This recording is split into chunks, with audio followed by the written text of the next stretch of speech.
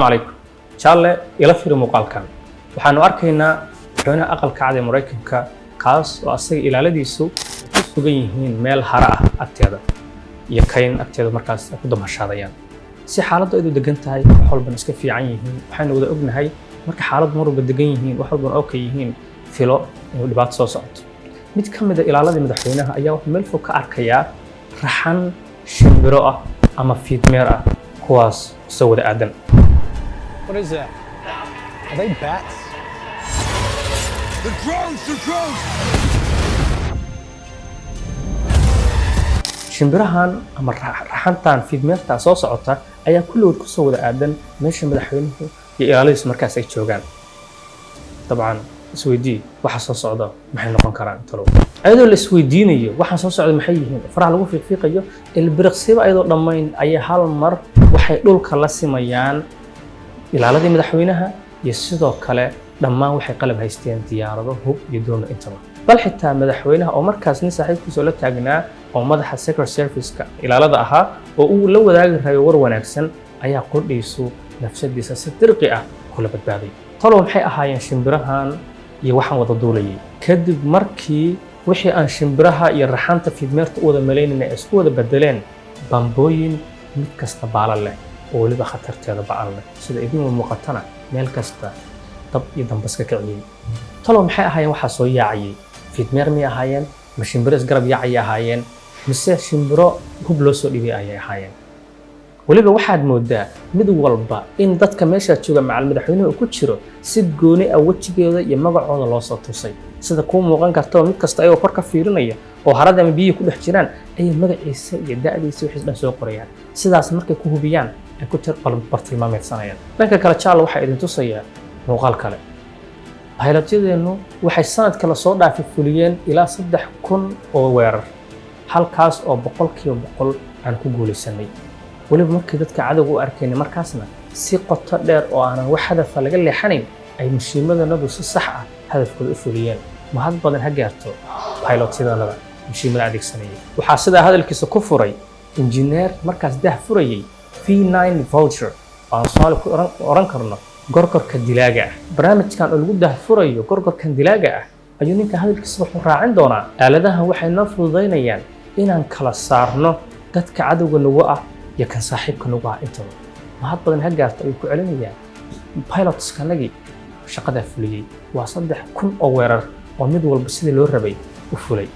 yani hal mid xitaa lama seegin meeshii la rabay meel ka duwan muusan ku dhicin. talo muxuu yahay V90 Vulture ama gorgorka dilaagaas muxuu yahay talo marka oraahdaas afkiisa ka soo dhamaato ayaan waxaan arkaynaa doon yar oo ku dul haabayso oo geesaha ka wareegsanaysa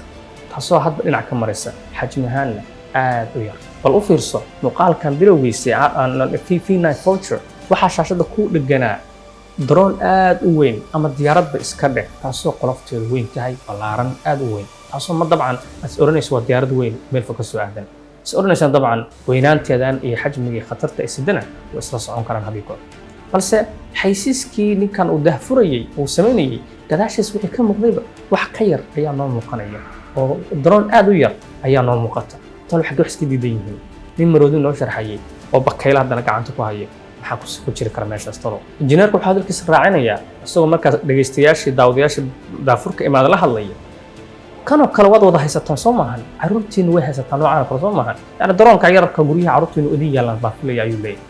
sababtuu raacina wuxuu leeyahay ma filayo sheekadu sidaad filaysaan way ka fogtaa kana u malaynina daroon caadiya. wuxuu isku dayaa inuu daroonta soo qabsado way ka ordaysaa way ka boodaysaa markaasuu leeyahay waaw waxaan filayaa pilot waxaa wada xirfadiis aad u sarreysa waayo wax yar ka hor wuxuu u mahad celinayay 3,000 oo weerar ay fuliyeen pilots hadafkii sidii loo wada fuliyay. marka tan yarta markuu gacanta la wuxuu leeyahay waxaan filayaa inaad qiyaasaysaan in pilot xirfadiis aad u sarreyso oo wada baashaan. markaasuu leeyahay taasna ma aha si saxda ah ma aha waxa wada pilot ee wax kale ayaa jira. wuxuu leeyahay waxa wada ma aha pilot ee waa awood ka dhalatay garaadka macmalka ah yani mashiinka ujeedaan yarka ah asaga ayaa iswadaya asaga ismaamulaya waa mid iskiis oo u soconaya hadafka loo tilmaamana sida saxda loo bartilmaameysanayo oo aadi kara una tigsan kara. wuxuu leeyahay processorka ama maskaxda ku rakibay mashiinka yarka ah bini aadamka garaadkiisa marka loo barbardhigo 100 jeer ayuu kaga fiican yahay wax taxliilinta iyo falcelinta intaba falcelin marka hadda qof qanjaruufan ama cirbad lagu dhufto ka boodistaas ayaa falcelin loo yaqaanaa reaction yani isla markii xaaladda marka hortaagan inuu ka falcelin karo 100 jeer ayuu kaga fiican yahay bini aadamka dhaqdhaqaaqeeda iska gedinaysana wuxuu u fududaynayaa inay ka hortagto ama uu marnaba shiishi karin inay tahay anti sniper yani xitaa askarta loo tababaray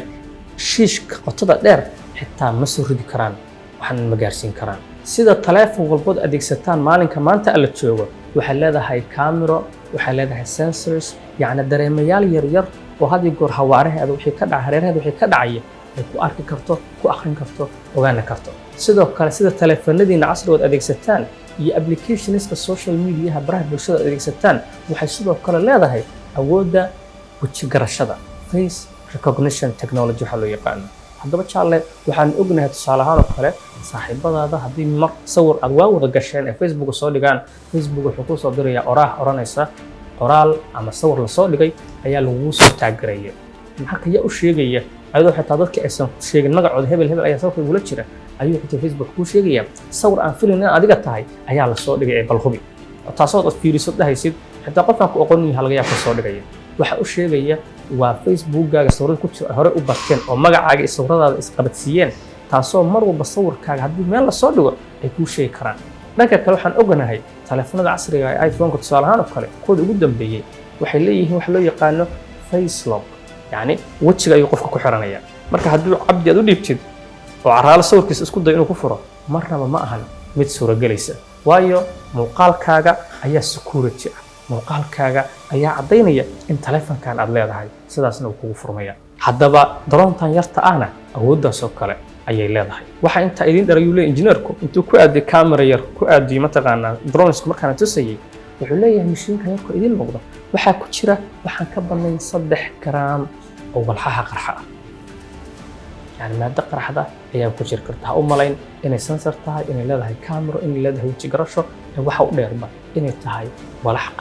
قرح يصير ودي بعتكين كرتها حسوا كم معناه قفك اللي جو برنامجي أما هدف أهم لو شيء إلى دنعيس أدوليسو أما إسقى ببرتل ما ميتسن كرته هدوه ونتصيع سيد درون كان أوشة قيسو درون تان ما كلا تورو وحي أدولي كرتها أما إبرتل ما ميتسن كرته قفك مركز قدري أسوق مركز أنتو تورو markaas rabad yar oo ag taagna oo maankeen ag taagna oo waliba aad u adag ka samaysan ta uu marto barta sujuuda kaga dhacayso sidaasna ku qarxinayso طبعا xasuuso maadadii yareed oo qarxaysay ayaa saab ku sameynaysa qofkaas adeeg ka fikir booska uu markaa maankeenkan ku jira mashiinka yarka ku jira lahaa aaga meesha taagan qof bini aadam ahna oo ku jiri kara sida sir la mid ahna oo loo bartilmaameedsan kara waliba maskaxda oo aan meesha qofka markaas ugu liidata wuxuuna tusayaa sida drone-kan lagu adeegsan karo bartilmaameedsiga hal qof iyo sidoo kale koox casaabo ah oo markaas dambiyada abaabulan iyo wixii la mid ah fulinaya kuwaas oo kulligood hal meel lagu bartilmaameedsan karo dhanka kale hamoodin ayuu leeyahay drone-tan hal xaba iyadoo aad ma ahane intii la kooxeeyo oo group laga dhigo ayay waxay u dhaqmi karaan hal cad oo wada socda tusaale darbi ay wada burburin karaan gaari ayay qarxin karaan tareen ayay hawada ka saari karaan dhulka ayay goyn karaan xitaa waxay u dhaqmi karaan barrier si dadka booliska adeegsadaan oo kale oo dad soo yaacaya celin karaan waxay sidoo kale celin karaan xaabado dawrandoori ah oo iska soo daba dhacaya ba intay sintaan hal mar celin karaan yani hadalka kooban marna wax kama qaadi kartid daroontan moodaysay ma aha weyn ka qota dheertaa dhan walba ayaa loo adeegsan karaa injineerku hadalkiisii wato wuxuu leeyahay xasuusta markaan bilaabayna codkeenna V90 Vulture ama gorgorka dilaaga markaan sheegaynay waxaan idin sheegnay in aragtidanadu sanadba sanad ka dambeys ka sii sarreyso sanadkii ka horreeyay 3,000 oo pilot 3,000 oo weerar ayay bayladina fuliyeen waxaana mar walba idin sheegnay aragtidani meesha marka dambeysa tahay haddaba wuxuu shaashada naga tusiyay diyaarad aad u weyn markaasoo ka soo yaacayaan kumanaan kun oo drones wuxuu leeyahay 25 milyan oo dollar ayaad order ama dalab noocan oo kale ah idin samayn kara ha ilaawin ayuu leeyahay nuclear-ka maanta la isugu handado oo dawlado badan maanta cududooda weynta la wada ogyahay adeegsadaan waa sheena laga baxay iyo awood maanta wax la antarayn yani qiyaas nuclear-ka maanta la isugu handado oo dawladaha aadka cududooda weyn adeegsadaan ayuu wuxuu ku tilmaamayaa inay tahay sheena laga baxay oo hore laga tagay tiradan ayaa wuxuu leeyahay waxay kugu filan tahay inaad ku baabi'isid magaalo dhan haafkeeda wali wuxuu sii raacinayaa haafka xun ee magaalada jooga intaad magaalo ku dhufan lahayd hal nuclear kaasoo dhammaan macsuum iyo qof xunba cadowgaaga iyo saaxiibkaa dhulka wada goyn lahaa maxaadba isku dhibaysaa magaalada inta xun ee aad rabto marka inaad hawada ka saartid magacyadooda dooro dhaatadooda geli sawiraantooda ku upload garee hal marna ku fasax kabacdina adigu shaaxaga iska dalbo halkaasna magaalada haafkii marka cadow kugu ahaa hawada ka saar yani waa la xiisiinayaa haddii aad cadow noocaasa leedahay application iyo barnaamij noocaana ayadinahana ayuu leeyahay jaalle muuqaalkan dambe oo idin tusayey waxaa soo bandhigtay macadka nolosha mustaqbalka ama macadka Future of Life Institute kuwaasoo daraasad qoto dheer ka sameeya khatarta ka dhalan karta walxaha isku wada kuwaasoo loo adeegsan karo ciribtirka iyo gumaadka aadanaha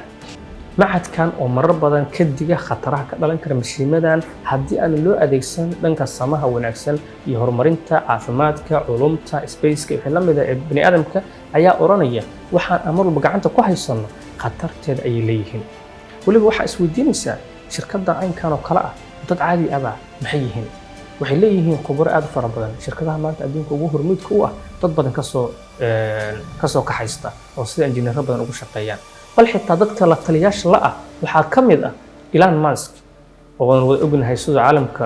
spaceka iyo gawaaridii korontada meesha ka maraya iyo sidoo kale jilaaga caanka reer Mareykan ee Morgan Freeman dhanka kale waxaa la taliyaal u ah sidoo kale khubaro kala duwan ka socda jaamacadaha MIT, Harvard, UC Berkeley, Oxford iyo jaamacado badan oo dunida looga dambeeyo majaalkan garaadka macmalka ah haddaba dib aan idin xasuusiyo barnaamijkeena maanta muuqaalkii koodan ku bilownay wuxuu ahaa trailer ama ballamin ama xaysiis hordhaca kaasoo laga soo qaatay filimka loo yaqaano Angeles Has Fallen malaa'igtii dhacday taas oo dadka jilay ka mid yahay isla actorka hadda idin sheegay ee Morgan Freeman ayaa isla shirkadda barnaamijkan dambe samaysay oo si real life u fulinayso dhaxaysa waxa khatarteeda ay keeni kartaa ayuu sidoo kale la taliya u yahay halka Elon Muskina uu yahay dadkii ugu horeeyay lacag geliya oo maalgelin ku sameeyay shirkadda OpenAI taasoo maanta ka dambaysa barnaamijka ChatGPT DALL-E iyo kuwa badan la mid ah halka dhanka kalena uu yahay mid ka mid ah hormuudka shirkadda loo yaqaano Neuralink shirkaddan oo ka shaqeynaysa sidii chip loo gelin lahaa maskaxda bini aadamka ama aadanaha oo dhan taasoo uu leeyahay waxay mudan inaan ka hortagno khatarta ka dhalan karta AI-da ama artificial intelligence-ga halka marka la weydiiyo la yiri adigu Neuralink waad ka shaqeynaysaa bini aadamka aad mishiin u bedelaysaa oo ayaga doodoodu tahay annagu waxaan ka shaqeynaynaa dadka paralyzed ku dhacay dadka qalalka ku dhacay si qaabab kala duwan dhibaato u soo gaartay in aan awoodahooda dib u siino maskaxdooda qaybihii shaqada joojiyay aan dib u daarno ayaan adeegsanaynaa haddaba challenge waxa la cajiibka waxa ka mid ah wax walba oo fictional la yiraahdo kii hore film ayuu ahaa kan dambana shirkaddan oo Future Life of Institute ayaa u samaysay qaab mal awaala ayagoo markaas dhahaya waxaan ka hortagaynaa khatarta ka hor imaanaysa aadanaha jiritaankiisa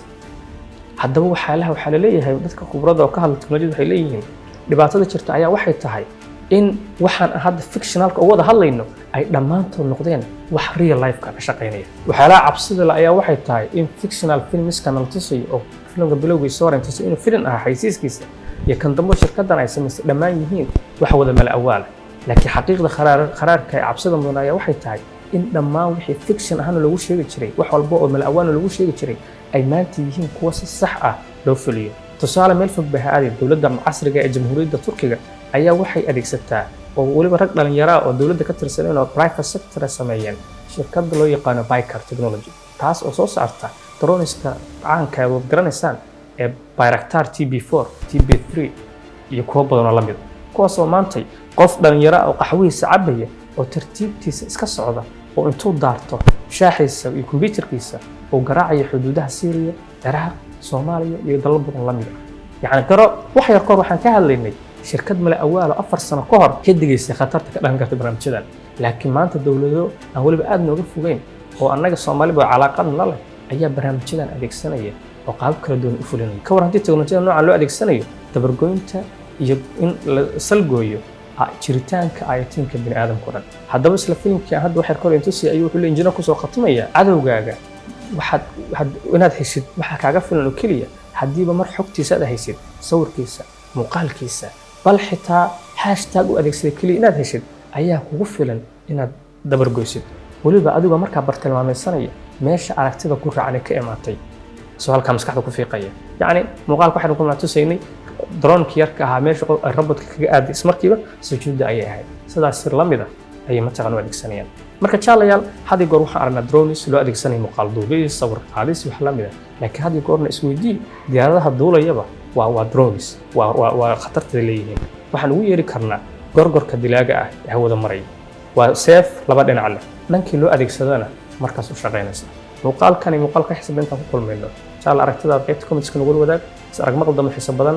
marka la ka fikir assalamu calaykum